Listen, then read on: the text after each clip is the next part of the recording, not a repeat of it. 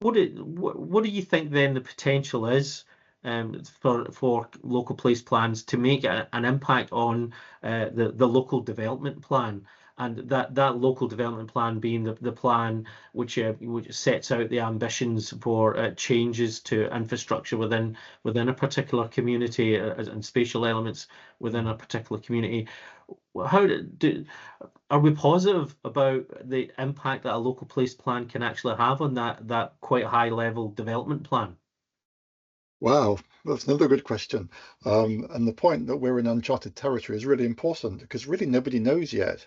Although we're suddenly up to 40 local place plans registered, it'll actually be a couple of years until we see the local development plans that start to emerge, which should take into account those local place plans. It'll be at least a couple of years because the local place plans that are being produced now, the aim is to feed into the first stage of the council's local development plan, which is what's called, it's a thing called the evidence check, the evidence report, where the planners are bringing together lots of data like public health and all sorts of stats with government policy, with knowledge about infrastructure constraints, and they're bringing local place plans as the community voice as part of that sort of evidence base. That's before they start to draft a plan. So it'll be a couple of years till we know. But three things spring to mind. So the first thing is, I think the potential, well, so I'm very positive. I think the potential is really high for local place plans to influence local development plans. Why do I say that? Well, it's the first time that communities have had the statutory right to influence local development plans. And it's also the first time for many local authority planners that they'll have had the evidence of community-led plans, so the evidence of community aspirations based on thorough community engagement. And it might sound a bit strange to non-planners, but although council's plans have been subject to community scrutiny or consultation for decades, that hasn't always included asking communities what they want for their areas. The historical focus has always been that planners, including me, produce a plan and then they ask the communities what they think about that plan. So this is the first time that there's a statutory right for communities to say, here's what we would like for the area, rather than just respond to somebody else's plan. So when I think about plans I've been involved in, so for example, Ardgour, which is just south of Port William, one of the really big issues for them in their community was the Corran Ferry, which some of you might remember was off for a long time last year. That's not a planning issue, but it's a place issue because that's affected how people live their lives hugely in that place. So the locals wanted to use the local place plan to really highlight the importance of the Corran Ferry as something that needed investment and needed resources and should be bumped up the priority list. And there was a planning issue actually as well, because a part of that was in the long term to investigate the possibility of a fixed link, either a bridge or a tunnel, and that would need land reserved either side in order to build all the stuff that needs to be built for a bridge or for a tunnel. So we've highlighted in the plan which land should be reserved and not built on to enable, well, to stop a bridge or a tunnel happening. So that's one example. Sorry, that got a bit long-winded there. Second thing I'm thinking is we've got to remember that local place plans are only an influence on local development plans. So just because a community puts something into its local place plan doesn't mean that it'll get it. So to my mind, I think it's really important for communities to try to demonstrate how any proposal that they put forward in a local place plan fits with planning policy generally, particularly the national planning framework. So to use an example, what I was saying about the Corran Ferry just now, that the reason for supporting the Corran Ferry is because the community want it and need it.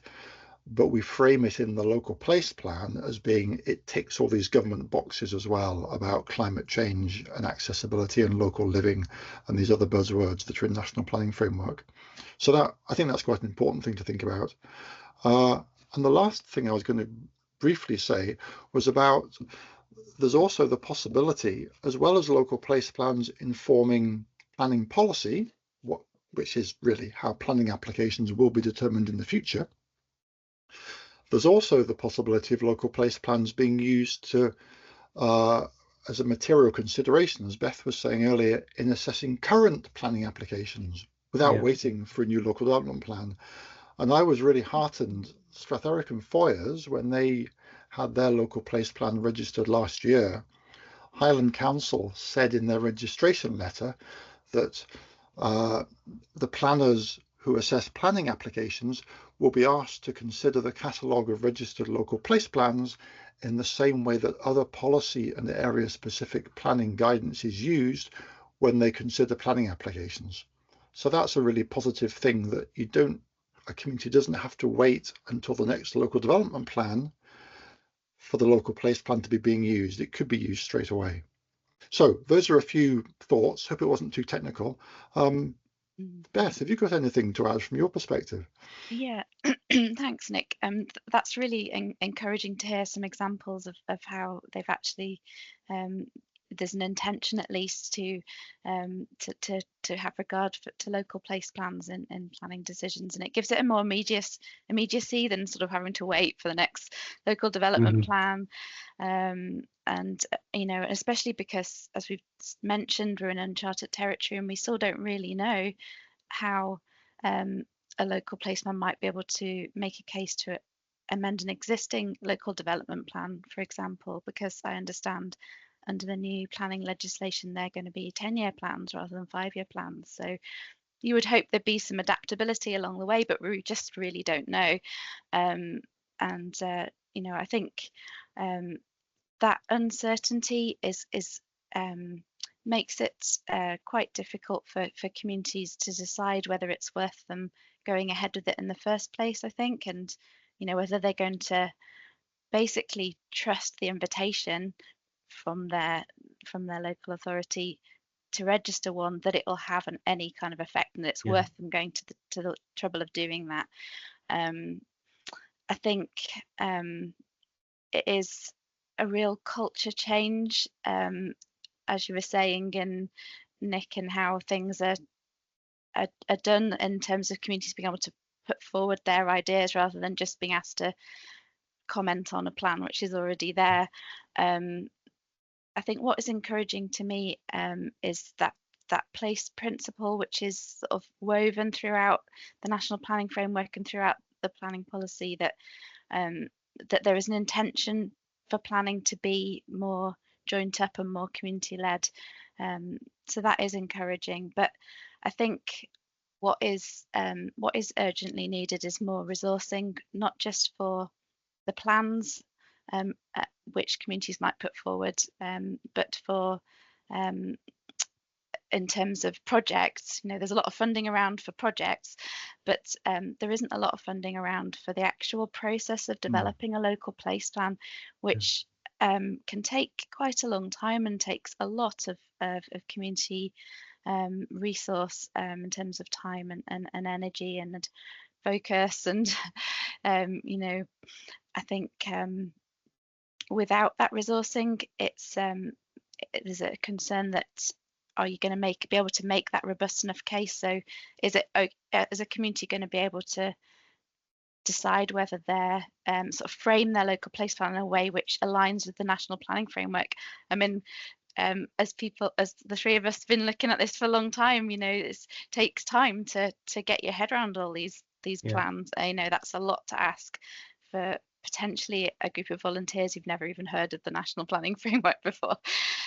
So yeah, I would say more certainty and more resourcing of the process is really needed, from my experience of supporting groups on the ground and the borders.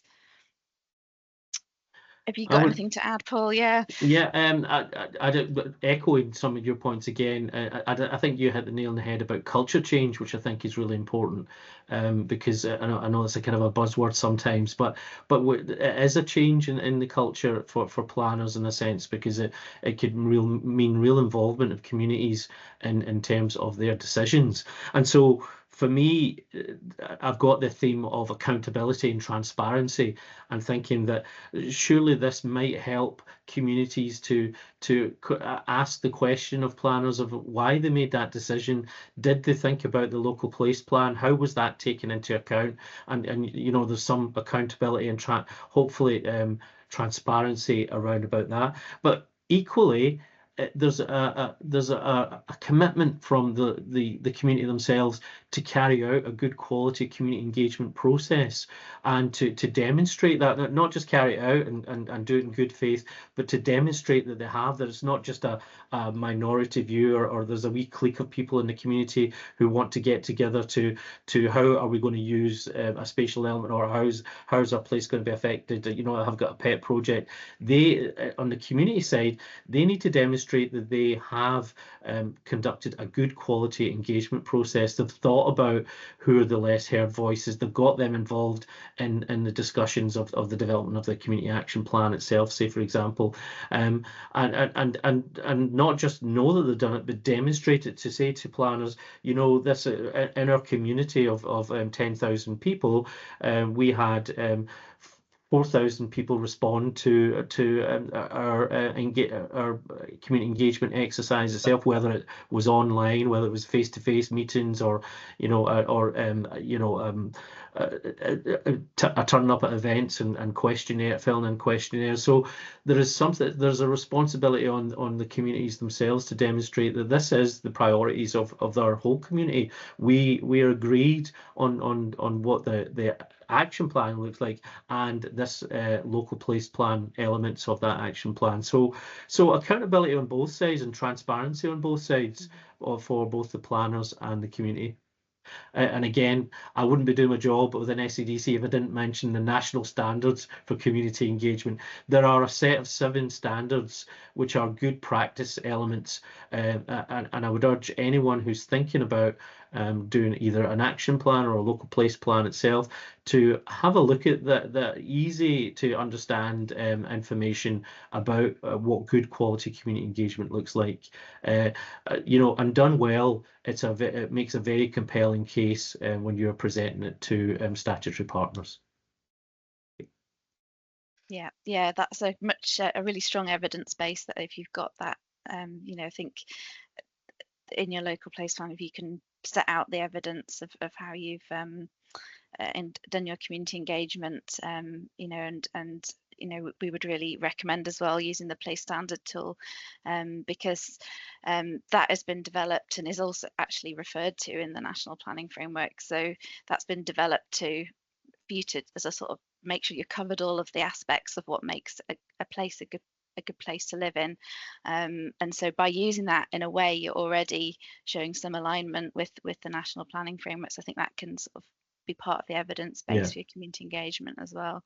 And just to be clear on that, Beth, just for anybody listening, the national standards for community engagement are 7 best practice principles, and under that, the place standard tool is a method of engagement. You know, in the same way that you know, a round table discussion or a community survey is. So it's the place standard is a tool within that to help you carry out the engagement itself. Just so there's no confusion, as in, oh, they mentioned number of tools and whatnot. The standards are the overarching principles, and the place standards is a very specific tool in order for you to support your community engagement. And from personal experience, and I know it can be really confusing for community groups when they're faced with all these different things that they should try and take account of: national standards, national planning framework, place standard. It can be, you can end up thinking, oh, whose plan is this? Is this going to be our community's plan, or is it the plan that we're being told to write by somebody else? So I think for things like the place standard, it's important to remember that you can use them in different ways. You can either use it as a public facing thing, and you can use that thing in public, or it might just be that you use it in the background and use it as a check in the system to make sure that your engagement is covering all the 14 things. But make sure it's your plan. That's the most important thing. Yes. That it's not, you don't get overwhelmed by all this stuff. Yeah, absolutely. Trying to make it as light a touch as possible. But I guess what we're saying is maybe just be aware of these things, and but you know, it's you, the community, that's driving it. You know, so you know, it's best that you understand what you're doing and get going with it. Yes.